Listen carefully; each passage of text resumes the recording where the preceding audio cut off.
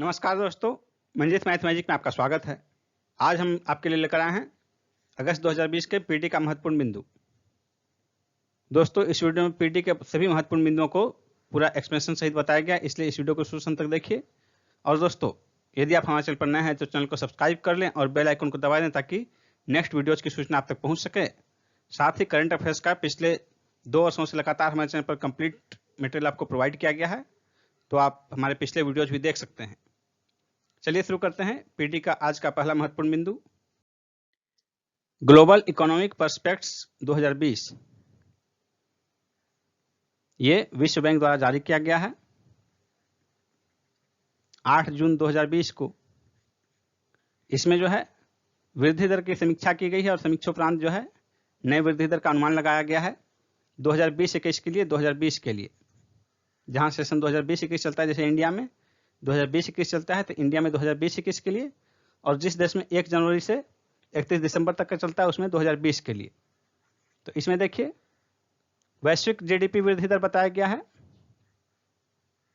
-5.32%, यानी कि -5.2% का, यानी कि ऋणात्मक वृद्धि होगा। 5.2% का वैश्विक जीडीपी में ऋणात्मक वृद्धि होगा 5.2%। और भारतीय जीडीपी में देखिए -3.2%। उसी तरह एक और कैटेगरी बनाया गया विकसित अर्थव्यवस्था और विकासशील अर्थव्यवस्था। विकसित अर्थव्यवस्था में 7% का ऋणात्मक वृद्धि और विकासशील अर्थव्यवस्था में 2.4% का ऋणात्मक वृद्धि। वर्ल्ड इकोनॉमिक आउटलुक 2020, ये अंतर्राष्ट्रीय मुद्रा कोष IMF द्वारा जारी किया गया है 24 जून 2020 को। इसमें भी जो है वैश्विक अर्थव्यवस्थाओं की रैंकिंग बताई गई है। इसमें बताया गया है वैश्विक जीडीपी ग्रोथ रेट जो है 2020 के लिए 4.9% की ऋणात्मक वृद्धि, -4.9%। भारत का जीडीपी ग्रोथ रेट देखिए -4.5%, यानी कि 4.5% की ऋणात्मक वृद्धि। विकसित अर्थव्यवस्था और विकासशील अर्थव्यवस्थाओं का ग्रोथ रेट देखिए, विकसित का -8% और विकासशील का -1%। वर्ल्ड इन्वेस्टमेंट रिपोर्ट 2020, ये जो है अंकटाड द्वारा जारी किया गया है 16 जून 2020 को। और ये अंकटाड की इन्वेस्टमेंट रिपोर्ट 30वीं थी रिपोर्ट। हर साल जारी किया जाता है, तो ये 30वीं सालाना रिपोर्ट थी। इसमें FDI अंतर्प्रवाह के बारे में बताया गया है कि 2017-18 में जिस प्रकार 13% गिरावट दर्ज की गई थी, लेकिन 2018-19 में जो है, ये रिपोर्ट 2018-19 के लिए है, तो 2018-19 में वैश्विक स्तर पर FDI अंतर्प्रवाह में मामूली वृद्धि हुई है, जबकि उसके एक साल पहले 2017-18 में 13% की गिरावट दर्ज की गई थी। अब देखिए कुल कितना था 2017 में, देखिए $1700 बिलियन वैश्विक स्तर पर, 2018 में $1495 बिलियन और 2019 में $1540 बिलियन, यानी कि 2018 से 19 में देखिए $1495 बिलियन से बढ़कर 1540, यानी कि कुल $45 बिलियन की वृद्धि हुई है 2018 की अपेक्षा 2019 में। और सर्वाधिक FDI अंतर्प्रवाह किस देश में हुआ? सबसे अधिक अमेरिका में, दूसरे स्थान पर चीन, तीसरे स्थान पर सिंगापुर, चौथा नीदरलैंड और पांचवा आयरलैंड। उसी तरह सर्वाधिक FDI बहिर्प्रवाह किस देश में हुआ? जापान में, दूसरे स्थान पर अमेरिका, तीसरा नीदरलैंड, चौथा चीन, पांचवा जर्मनी। FDI के अंतर्प्रवाह के मामले में भारत का स्थान 2019 में 9वां रहा, 9th, जबकि 2018 में जो है भारत का रैंकिंग 12th था। 2019 में, जिसमें कि भारत की रैंकिंग 9th रही, भारत में कुल FDI अंतर्प्रवाह $51 अरब, यानी कि $51 बिलियन का रहा, जबकि 2018 में जो है 42 अरब डॉलर का था, 42 बिलियन डॉलर का था। यानी 2018 की अपेक्षा 2019 में जो है $9 बिलियन की वृद्धि हुई है भारत में FDI अंतर्प्रवाह में। भारत में टेली डेंसिटी जून में जारी किया गया है, और ये जनवरी 2020 के अंत तक की स्थिति बताई गई है कि जनवरी 2020 के अंत तक क्या स्थिति थी भारत में टेली डेंसिटी की। तो सबसे पहली बात कि टेली डेंसिटी क्या होता है? प्रत्येक 100 लोगों पर टेलीफोन कनेक्शन की संख्या, इसी को बोलते हैं टेली डेंसिटी, यानी कि टेलीफोन घनत्व। डेंसिटी का मतलब घनत्व। तो ये ट्राई द्वारा जारी किया गया है 5 मई 2020 को। इसमें कुल टेलीफोन कनेक्शन की संख्या बताई गई है 117.7 करोड़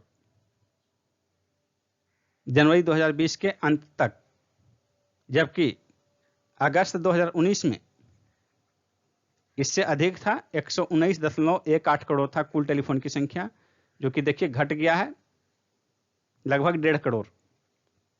यानी कि टेलीफोन का कुल टेलीफोन कनेक्शन की संख्या में भी घटोतरी हुई है, जबकि जनसंख्या बढ़ रही है, इसलिए टेली डेंसिटी में ज़्यादा घटा है, ज़्यादा के घटा हुआ है। टेली डेंसिटी देखिए जनवरी के अंत तक 87.45, यानी प्रत्येक 100 व्यक्ति पर भारत में 87.45 लोगों के पास टेलीफोन है। ग्रामीण इलाकों में टेली डेंसिटी देखिए 58.03 और शहरी टेली डेंसिटी जो है 144.16। अब देखते हैं टॉप 3 और मिनिमम 3। तो सबसे कम टेली डेंसिटी जो है न्यूनतम बिहार का है 53.7, उससे अधिक है मध्य प्रदेश, यानी second last position Madhya Pradesh 67, और नीचे से तीसरा स्थान उत्तर प्रदेश का है 67.15, एमपी का था 67.10। अब सर्वाधिक टेली डेंसिटी देखिए दिल्ली का है 280, हिमाचल प्रदेश 148, तीसरे स्थान पर केरल है 128। अब इसमें यदि क्वेश्चन पूछ दे किसका टेली डेंसिटी सर्वाधिक है और ऑप्शन में रहेगा दिल्ली, तो दिल्ली हो जाएगा। यदि पूछे कि किस राज्य की टेली डेंसिटी सर्वाधिक है, तो यहां आपको ध्यान रखना है कि दिल्ली राज्य नहीं है, इसलिए दिल्ली का नहीं होगा, दिल्ली केंद्र शासित प्रदेश है। इसलिए जब राज्य की बात आए तो राज्य में हिमाचल प्रदेश हो जाएगा, और अदरवाइज राज्य नहीं रहे, सिर्फ रहेगा कि किसकी टेली डेंसिटी सर्वाधिक है, उसमें यदि दिल्ली रहेगा तो फिर दिल्ली की सर्वाधिक हो जाएगी। और देखिए मोबाइल फोन बाजार में कंपनियों की हिस्सेदारी, सार्वजनिक क्षेत्र की कंपनियों की हिस्सेदारी कितनी है? 10.61%। टेलीफोन बाजार में जो है सार्वजनिक क्षेत्र की कंपनियां मात्र 10.6% है, शेष जो है 89.39% निजी क्षेत्र की कंपनियां हैं। अब कंपनी वाइज देखिए शेयर कितना है, किसकी हिस्सेदारी कितनी है। सर्वाधिक हिस्सेदारी रिलायंस जियो की है 32.56% टेलीफोन बाजार में। दूसरे स्थान पर वोडाफोन आइडिया है 28.45%, तीसरे स्थान पर एयरटेल है 28.38%, चौथे स्थान पर बीएसएनएल 10.32% और पांचवें स्थान पर एमटीएनएल 0.29%। प्रधानमंत्री गरीब कल्याण योजना, पीएम गरीब कल्याण योजना, इसकी अवधि जो है 2020 के नवंबर तक बढ़ाई गई। पहले ये जो है 30 जून तक के लिए थी, इसकी घोषणा की गई थी 26 मार्च 2020 को घोषणा की गई थी। लॉकडाउन के दौरान लोगों को जो है गरीब परिवार को प्रति व्यक्ति 5 किलोग्राम अनाज, गेहूं या चावल के रूप में तथा प्रति परिवार 1 किलोग्राम दाल या चना निःशुल्क उपलब्ध कराने के लिए, और इसका फायदा लगभग 80 करोड़ आबादी को मिल रहा है। और चूंकि लॉकडाउन अभी धीरे धीरे खुल रहा है, कोरोना की संक्रमण जारी है, जिसके कारण जो है अर्थव्यवस्था प्रभावित हो रहा है, ऐसे स्थिति में जो है इसकी अवधि जो 30 जून तक थी उसे बढ़ाकर कर दिया गया है नवंबर 2020 तक, यानी कि 30 नवंबर तक कर दिया गया है। 5 महीने का इसमें इस योजना के समय में बढ़ोतरी की गई है, यानी कि 5 महीने और गरीब परिवारों को यह लाभ प्राप्त हो सकेगा। एक दूसरी योजना देखिए, इंदिरा रसोई योजना। राजस्थान सरकार द्वारा शहरी क्षेत्र में जरूरतमंद लोगों को रियायती मूल्य पर दोनों वक्त भरपेट भोजन उपलब्ध कराने के लिए प्रारंभ किया गया है। एक और देखिए, एक राष्ट्र एक राशन कार्ड योजना। इसमें जो है 1 जुलाई 2020 तक जो है 20 राज्य और केंद्र शासित प्रदेश इसमें इस योजना के दायरे में आ चुके हैं, और इसका लक्ष्य है कि मार्च 2021 तक इस योजना को पूरे देश में लागू कर दिया जाए। तो फिलहाल जो है जुलाई तक जो है स्थिति है कि 20 राज्य और केंद्र शासित प्रदेश इसमें शामिल हैं। और इस योजना की खास बात क्या है? एक राष्ट्र एक राशन कार्ड योजना। यानी कि एक ही राशन कार्ड रहेगा, आप देश में कहीं भी रहें वहां पर सार्वजनिक वितरण प्रणाली की दुकान पर जाकर जो है लाभार्थी किसी भी राशन की दुकान से जो है अपने राशन कार्ड के माध्यम से प्राप्त कर सकते हैं। और इसमें राशन कार्ड को जो है आधार कार्ड से जोड़कर पॉइंट ऑफ सेल मशीनों से जोड़ा जाएगा, ताकि कोई भी व्यक्ति कहीं भी रहे उसका डाटा वहां फिट रहे। और इसका फायदा क्या होगा, अभी मान लीजिए कि बिहार का कोई व्यक्ति या उत्तर प्रदेश का कोई व्यक्ति गुजरात में कमाने गया है, यदि उसकी पूरी फैमिली गई है तो उसका राशन कार्ड जो यहाँ पर उसको रियायती मूल्य पर जो सरकार की तरफ से अनाज वितरण होता है पीडीएस के तहत, उसका फायदा उसको गुजरात में नहीं मिल पाता। यदि कोई एक व्यक्ति गया है, परिवार के अन्य सदस्य गांव में हैं, तब तो उसका लाभ ले रहे हैं, परिवार के लोग उठा रहे हैं। लेकिन यदि किसी का पूरा परिवार वहां गया हुआ है बाहर कमाने किसी अन्य स्टेट में, तो इसका फायदा उसे नहीं मिल पाता। लेकिन जब एक राष्ट्र एक राशन कार्ड योजना लागू हो जाएगी पूरे देश में, तो किसी भी राज्य का व्यक्ति कहीं भी कमाने गया है, गरीब आदमी जो भी इसका लाभ उठाता है, वो उसी राज्य में जहां वो रह रहा है वहीं इसका लाभ उठा सकता है और सार्वजनिक वितरण प्रणाली की दुकान से अपना राशन प्राप्त कर सकता है। भारत 8वीं बार सुरक्षा परिषद का अस्थायी सदस्य निर्वाचित, यानी इससे पहले 7 बार हो चुका है। पहली बार कब हुआ था भारत? 1950-51 में, और 8 बार हो तो 7वीं बार, यानी कि इससे जस्ट पहले 2011-12 में निर्वाचित हुआ था। और अभी जो 8वीं बार हुआ है तो कार्यकाल इसका होगा 2021-22। सुरक्षा परिषद में जो है वो अस्थायी सदस्यों का कार्यकाल 2 वर्ष का होता है। तो 1 जनवरी 2021 से 31 दिसंबर 2022 तक के लिए भारत का कार्यकाल होगा। और इसके साथ 4 अन्य सदस्य देश जो हैं, जो इसके सदस्य निर्वाचित हुए हैं, नॉर्वे, मैक्सिको, आयरलैंड और कीनिया। भारत 8 बार निर्वाचित हुआ और सबसे अधिक 11 बार निर्वाचित हुआ है अस्थायी सदस्य के रूप में जापान। जापान सर्वाधिक 11 बार हुआ है। सुरक्षा परिषद में 5 परमानेंट सदस्य होते हैं, वो कौन कौन से हैं? अमेरिका, रूस, ब्रिटेन, फ्रांस और चीन, ये 5 परमानेंट सदस्य हैं जिन्हें कि इसके निर्णय में वीटो पावर प्राप्त है। इसके अतिरिक्त 10 अस्थायी सदस्य होते हैं। इन अस्थायी सदस्यों का कार्यकाल 2 वर्ष का होता है और प्रति वर्ष 5 नए सदस्य होते हैं, यानी कि 5 हर साल रिटायर भी हो रहे हैं, 5 हट भी रहे हैं, 5 नए आ भी रहे हैं। तो जो 5 नए आएंगे उनका चुनाव जो है जून माह में किया जाता है। जून माह में किया जाता है। जून 2020 में जो चयन किया गया तो उनका कार्यकाल 21 से शुरू होगा, 1 जनवरी 21 से 31 दिसंबर 22 के लिए। भारत उसी के लिए निर्वाचित हुआ है।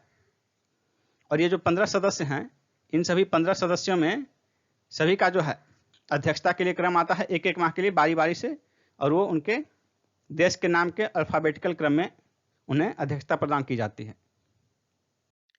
ग्लोबल पीस इंडेक्स 2020, वैश्विक शांति सूचकांक 2020, वैश्विक शांति सूचकांक 2007 से प्रतिवर्ष जारी किया जाता है। सिडनी की एक संस्थान है Institute for Economics and Peace, उसके द्वारा 2007 से हर वर्ष जारी किया जाता है। तो देखिए 2020 में जो रैंकिंग जारी की गई है, इंडेक्स जारी किया गया है, इसमें टॉप पे कौन सा है और भारत की रैंकिंग क्या है, अंतिम में कौन है, इन पर देखेंगे। तो यहाँ आपके सामने देखिए, पहला स्थान आइसलैंड का है, दूसरा न्यूजीलैंड, तीसरा पुर्तगाल, चौथा ऑस्ट्रिया। और भारत और पड़ोसी देशों की स्थिति देखिए। भारत और पड़ोसी देश हैं, यहाँ तक कुल 163 देशों में, कुल 163 देशों में भारत की रैंकिंग 139 है। भारत की रैंकिंग 139 है 163 में से। और पिछली बार यानी कि 2019 में भारत की रैंकिंग 141 थी। 2019 में भारत की रैंकिंग 141 थी। और शांति सूचकांक में जो है 139 रैंक बहुत नीचे होने के कारण इस रिपोर्ट में जो है इंडेक्स में भारत को अति निम्न शांति वाले देशों की श्रेणी में रखा गया है। वेरी पुअर पीस वाली स्थिति है भारत की। और देखिए उसके बाद जो टॉप 4 के बाद अंतिम में अफगानिस्तान है, जो कि भारत का पड़ोसी देश है। इसकी रैंकिंग सबसे लो है 163वीं। अब आती है बात कि भारत के पड़ोसी देशों का रैंकिंग देखिए, आपके सामने है यहाँ।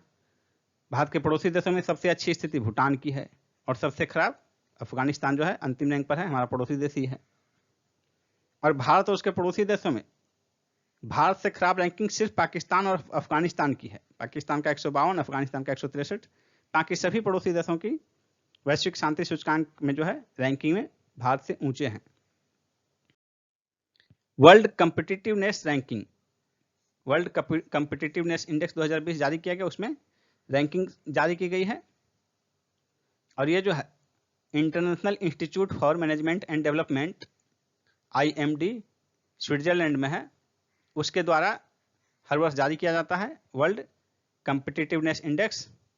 उसमें जो रैंकिंग है, कुल 63 देशों की रैंकिंग जारी की गई है। इन 63 देशों की रैंकिंग में भारत 43वें स्थान पर है, यानी कि 63 देशों में भारत का स्थान 43 है। टॉप में देखिए कौन कौन है। टॉप में पहला स्थान सिंगापुर का है, दूसरा डेनमार्क, तीसरा स्विट्जरलैंड, चौथा नीदरलैंड्स। और सबसे अंतिम स्थान जो है, सबसे अंतिम स्थान वेनेजुएला का है, 63वां। और ये देखिए ब्रिक्स देशों की रैंकिंग है। यहाँ ब्रिक्स देशों की रैंकिंग देखिए, भारत से अच्छी स्थिति सिर्फ चीन की है, बाकी ब्रिक्स देश में जो है रशिया, ब्राजील और साउथ अफ्रीका, उनकी रैंकिंग भारत से नीचे ही है। सबके सामने ये जो है रैंकिंग दिया गया है। ट्यूलिप, ट्यूलिप देखिए एक कार्यक्रम है। ये ट्यूलिप का फुल फॉर्म क्या है? The Urban Learning Internship Program. ये इंजीनियरिंग स्नातकों के लिए नया इंटर्नशिप प्रोग्राम है। और इसमें जो है एक एक वर्ष के लिए प्रशिक्षण दिया जाएगा सभी को। इसमें टारगेट है 2025 तक 1 करोड़ सफल इंटर्नशिप का लक्ष्य रखा गया। इसमें 2025 तक 1 करोड़ लोगों को प्रशिक्षण देने का लक्ष्य रखा गया है। और यह सिर्फ इंजीनियरिंग स्नातकों के लिए ही है।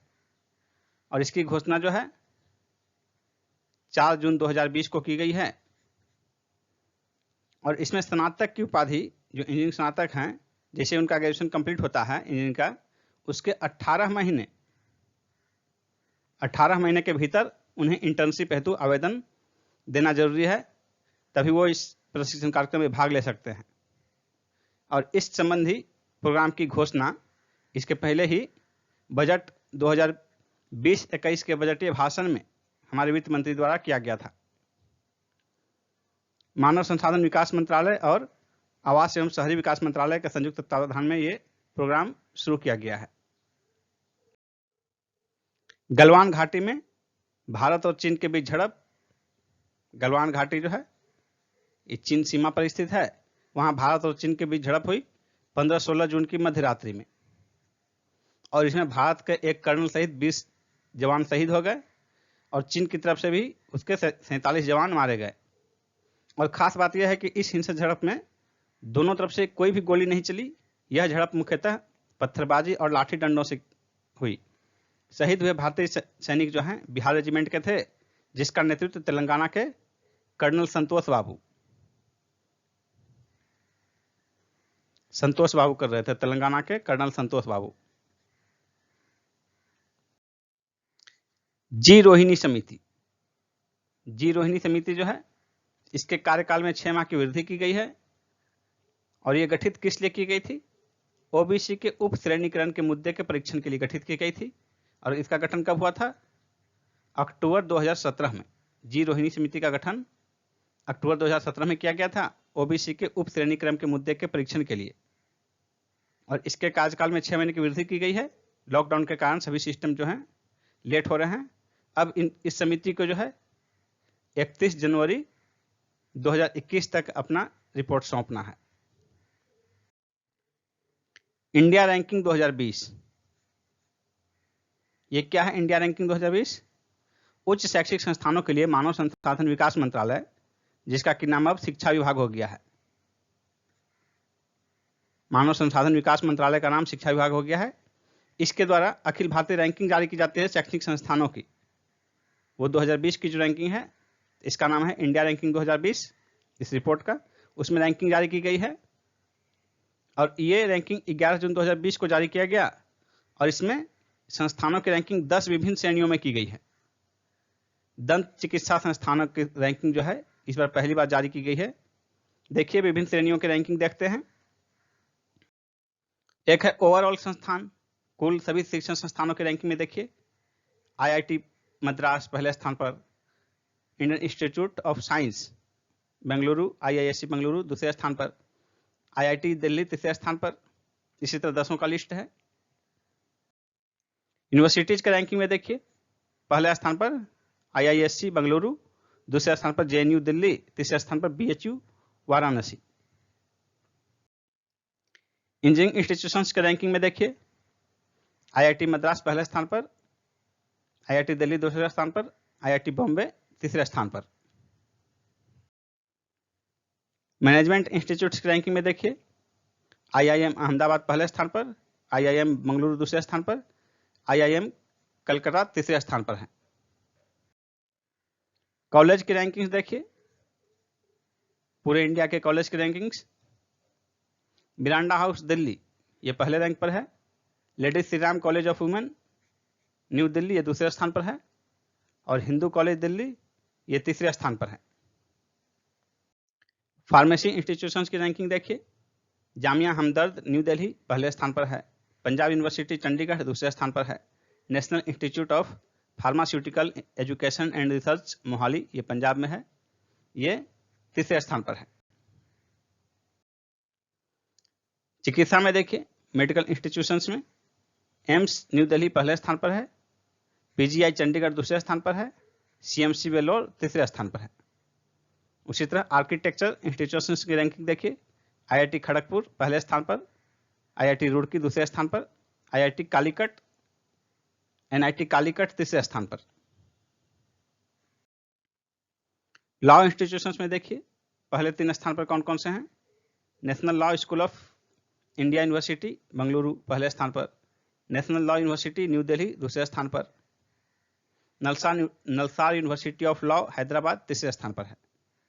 डेंटल इंस्टीट्यूशंस जिसकी कि पहली बार इसमें शामिल किया गया है, उसका देखिए, Maulana Azad institute of dental science Delhi ये पहले स्थान पर है, Manipal college of dental science Udupi दूसरे स्थान पर है, डॉक्टर DY पाटिल विद्यापीठ पुणे ये तीसरे स्थान पर है।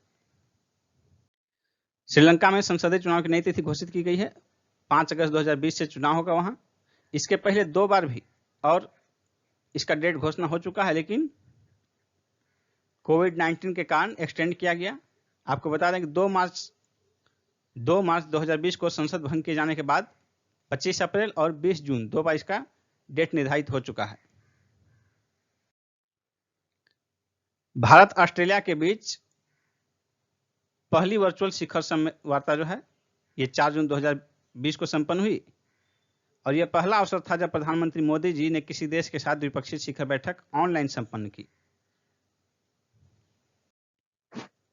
रूस के विजय दिवस परेड समारोह 2020, रूस का विजय दिवस परेड समारोह 2020 ये जो है रूस का विजय दिवस परेड समारोह हर वर्ष 9 मई को मनाया जाता है।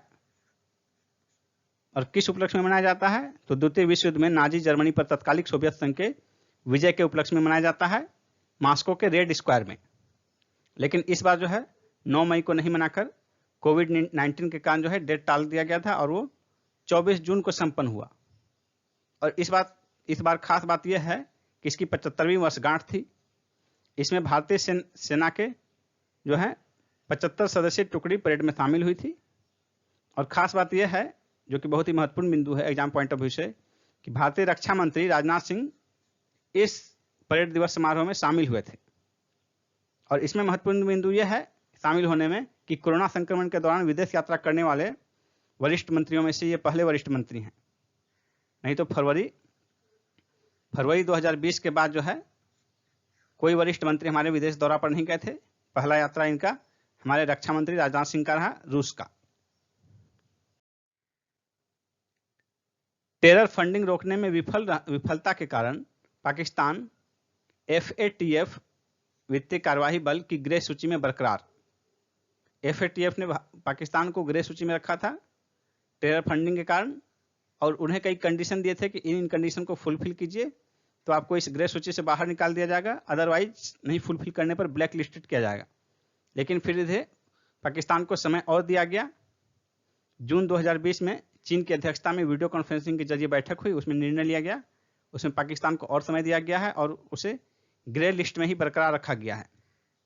FATF की अगले 1 वर्ष के लिए जो है अध्यक्ष जर्मनी है, आगे उसकी जो भी बैठक होगी जर्मनी की अध्यक्षता में होगी। और FATF है क्या?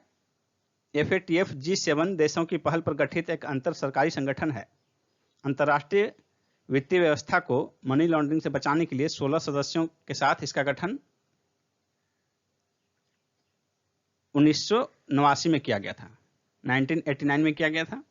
2001 में अमेरिका में हुए आतंकवादी हमले के पश्चात जो है आतंकवादी संगठनों के वित्त पोषण की निगरानी को भी इसके दायरे में लाया गया।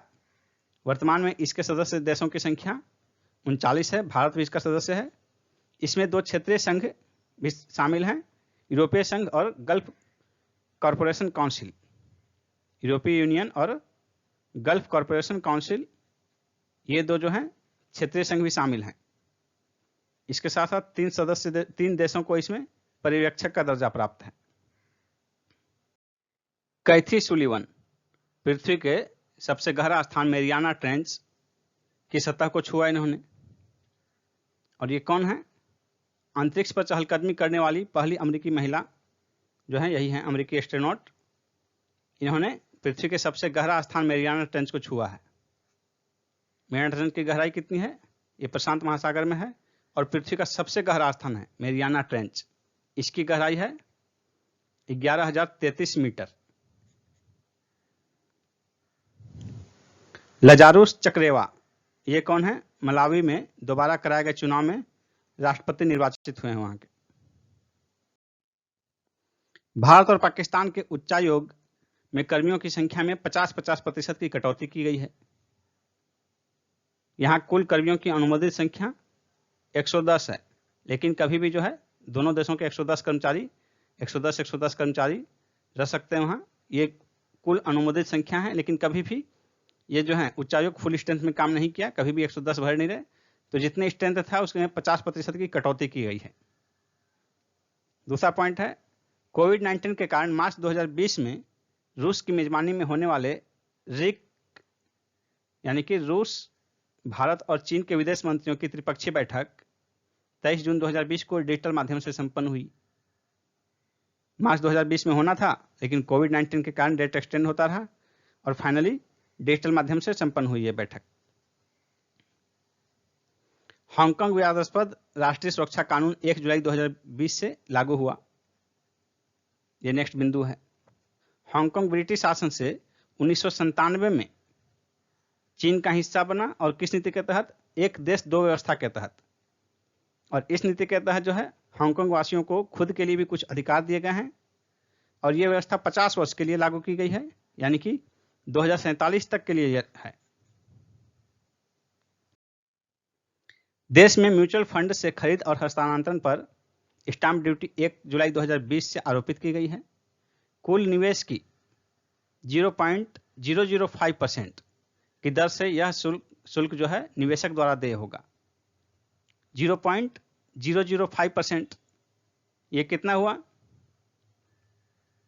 1 लाख रुपये, उस पर 5 रुपये का शुल्क, ये हुआ 0.005%। नेक्स्ट पॉइंट देखिए, बैंकिंग क्षेत्र में एक बड़े सुधार की दिशा में कदम उठाते हुए सरकार ने देश के सभी शहरी सहकारी बैंकों तथा मल्टी स्टेट कोऑपरेटिव बैंक को आरबीआई के सुपरविजन में लाया है। पीएम स्वनिधि, ये क्या है? पीएम स्वनिधि क्या है? पीएम हो गया प्रधानमंत्री स्ट्रीट वेंडर्स आत्मनिर्भर निधि। रेहड़ी पटरी वालों के लिए नई ऋण योजना है ये केंद्र सरकार की। और ये कैसे शुरू की गई है? कोविड-19 महामारी के कारण जिनकी आजीविका पर प्रतिकूल प्रभाव पड़ा है उनकी सहायता के लिए यह प्रारंभ किया गया है। और इसका उल्लेख सर्वप्रथम जो है आत्मनिर्भर भारत अभियान में मई 2020 में ही किया गया था। 1 जून 2020 को इसको मंत्रिमंडल की मंजूरी प्राप्त हो गई है और इसमें लक्षित लाभार्थी 10,000 रुपये तक का कार्यशील पूंजी ऋण प्राप्त कर सकते हैं, जिसे 1 वर्ष की मासिक किस्तों में चुकाया जा सकेगा। लेकिन खास बात यह है कि इस ऋण लेने के लिए किसी भी जमानत की गारंटी की जरूरत नहीं है। और देखिए, ऋण समय पर चुकाने पर 7% की दर से ब्याज सब्सिडी, 7% का दर से जो है ब्याज सब्सिडी भी लाभार्थी के खाते में डीबीटी के माध्यम से ट्रांसफर किया जाएगा। प्रधानमंत्री मोदी जी द्वारा घोषित 20 लाख करोड़ रुपए का जो आर्थिक पैकेज था, उस आर्थिक पैकेज में इस योजना के लिए 5,000 करोड़ रुपए का भी प्रावधान किया गया इस योजना के तहत। मूडीज ने भारत की क्रेडिट रेटिंग Baa2 से घटाकर Baa3 किया है। मूडीज कौन है? क्रेडिट रेटिंग एजेंसी है। भारत का क्रेडिट जो है रेटिंग घटाकर Baa2 से Baa3 कर दिया है 1 जून 2020 को। और अभी वैश्विक स्तर पर जो है कोविड-19 महामारी के कारण मंदी चल रहा है, लेकिन भारत का रैंकिंग घटाने का कारण मंदी नहीं है, बल्कि पहले से गिरती हुई वार्षिक वृद्धि दर के कारण ये रैंकिंग गिराई गई है। और आपको बता दें कि मूडीज द्वारा 13 वर्ष के बाद 2017 के नवंबर में ही भारत की क्रेडिट रेटिंग जो है सुधार करते हुए Baa3 से बढ़ाकर Baa2 किया गया था, लेकिन फिर वापस अभी कर दिया गया Baa3। नेक्स्ट पॉइंट है हमारा, कोविड-19 के लिए शॉर्ट टर्म हेल्थ पॉलिसी जारी करने की सामान्य बीमा कंपनियों को अनुमति प्रदान की गई है IRDA द्वारा। Insurance regulatory and development authority जो है IRDA, उसके द्वारा किया गया है जून 2020 में। इसमें कहा गया है कि जो है कोविड-19 के कारण जो है शॉर्ट टर्म हेल्थ पॉलिसी जारी कर सकती हैं बीमा कंपनियां, और ये शॉर्ट टर्म जो है 3 से 11 महीने का हो सकता है। और ये जो अनुमति प्रदान की गई है, ये अनुमति 31 मार्च 2021 तक के लिए वैध है। के वेणुगोपाल भारत के अटॉर्नी जनरल हैं। इनके कार्यकाल में 1 वर्ष की वृद्धि की गई है। अब इनका कार्यकाल जो है 30 जून 2021 तक रहेगा। डेरेन तांग, ये सिंगापुर के हैं। विश्व बौद्धिक संपदा संगठन यानी कि विपो, वर्ल्ड इंटेलेक्चुअल प्रॉपर्टी ऑर्गेनाइजेशन, इसके नए महानिदेशक नियुक्त किए गए हैं। 1 अक्टूबर 2020 से इनका कार्यकाल है और 6 वर्ष के लिए पद धारण करेंगे। फ्रांसीसी गुरी का स्थान लेंगे ये। चार्ल्स ब्राउन जूनियर अमेरिकी वायुसेना के पहले अश्वत्थ चीफ ऑफ स्टाफ नियुक्त किए गए हैं। गायत्री ईश्वर कुमार, ये ब्रिटेन में भारत की नई उच्चायुक्त नियुक्त की गई हैं। 1986 बैच की भारतीय विदेश सेवा के अधिकारी हैं ये। रवीश कुमार फिनलैंड में भारत के राजदूत नियुक्त किए गए हैं। 1995 बैच के भारतीय विदेश सेवा के अधिकारी हैं ये। मोनिका कपिल मोहता स्विट्जरलैंड में भारत की नई राजदूत नियुक्त किए गए हैं। 1985 बैच की भारतीय विदेश सेवा के अधिकारी हैं। वोल्कन बोजकीर ये तुर्की के हैं और संयुक्त राष्ट्र महासभा के 75वें सत्र के अध्यक्ष निर्वाचित हुए हैं, और इनका निर्वाचन जो है निर्विरोध हुआ है।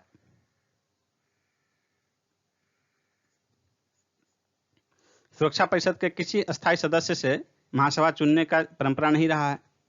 ये 75वें सत्र के हैं। इसके पहले 74वें सत्र के जो हैं तिजानी मोहम्मद बांडे तंजानिया के, वे हैं इसके अध्यक्ष 74वें सत्र के, जबकि 75वें सत्र के लिए वोल्कन बोजकीर को नियुक्त किया गया है। तुर्की के हैं ये। इनका नाम और किस देश के हैं दोनों महत्वपूर्ण है।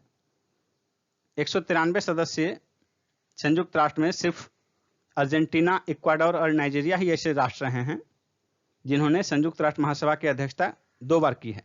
भारत को 1 बार मौका मिला है। कब? 1953 में, इसके 8वें सत्र में भारत ने अध्यक्षता की थी, और भारत की ओर से विजय लक्ष्मी पंडित इसकी अध्यक्ष थी। और खास बात यह है कि संयुक्त राष्ट्र महासभा की पहली महिला अध्यक्ष थी ये। और एक बात आपको बता दें, एक फैक्ट और, कि पहली महिला अध्यक्ष तो विजय लक्ष्मी पंडित थी भारत की, और संयुक्त राष्ट्र महासभा का ये 75वां सत्र का अध्यक्ष चुना गया है। लेकिन 75 में से अब तक सिर्फ 4 बार महिलाएं चुनी गई हैं महासभा की अध्यक्ष। श्रीकांत माधव वैद्य भारतीय रेल निगम के नए चेयरमैन हैं। इंद्रमणि पांडे यूएनओ के जेनेवा स्थित कार्यालय में भारत के अस्थायी प्रतिनिधि नियुक्त किए गए हैं। उदय कोटक भारतीय उद्योग परिसंघ CII के 2020-21 के लिए अध्यक्ष निर्वाचित हुए हैं। ये निजी क्षेत्र के कोटक महिंद्रा बैंक के MD एंड CEO हैं। उदय कोटक। किरण मजूमदार 100। अर्नस्ट एंड यंग का विश्व की सर्वश्रेष्ठ उद्यमी पुरस्कार इन्हें प्रदान किया गया है। बायोकॉन लिमिटेड की कार्यकारी चेयरपर्सन हैं किरण मजूमदार 100। जावेद अख्तर रिचर्ड डॉकिंस पुरस्कार 2020 से सम्मानित किया गया। जाने माने शायर और संगीतकार हैं ये। डॉक्टर रतनलाल, ये भारतीय मूल के मृदा वैज्ञानिक हैं। विश्व खाद्य पुरस्कार 2020 से सम्मानित किया गया इन्हें। कुछ पॉइंट देखते हैं।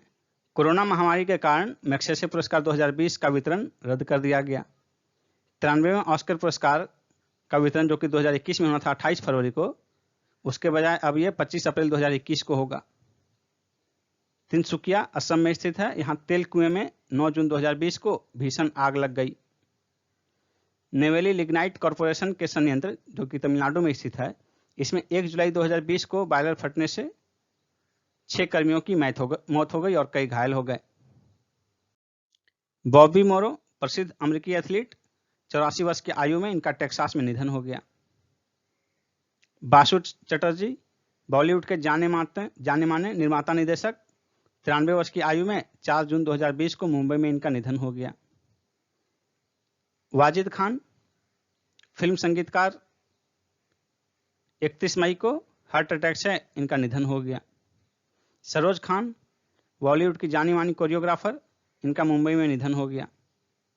सुशांत सिंह राजपूत, ये बॉलीवुड अभिनेता, 34 वर्ष की आयु में 14 जून 2020 को मुंबई में अपने फ्लैट में इन्होंने आत्महत्या कर ली। आत्मनिर्भर उत्तर प्रदेश रोजगार अभियान, यह जो है उत्तर प्रदेश के प्रवासी मजदूरों तथा दैनिक मजदूरी करने वाले अन्य मजदूरों को रोजगार उपलब्ध कराने के उद्देश्य से प्रारंभ किया गया है और 26 जून 2020 को प्रधानमंत्री मोदी जी ने वीडियो कॉन्फ्रेंसिंग के जरिए इसका शुभारंभ किया। CISF की तर्ज पर उत्तर प्रदेश ने UPSSF का गठन करने का निर्णय लिया है। UPSSF क्या हुआ? Uttar Pradesh special security force. UPSSF Uttar Pradesh special security force, इसका गठन का निर्णय लिया है CISF की तर्ज पर उत्तर प्रदेश सरकार ने। उत्तर प्रदेश के कुशीनगर हवाई अड्डे को जो है अंतर्राष्ट्रीय हवाई अड्डे का दर्जा प्रदान किया गया है।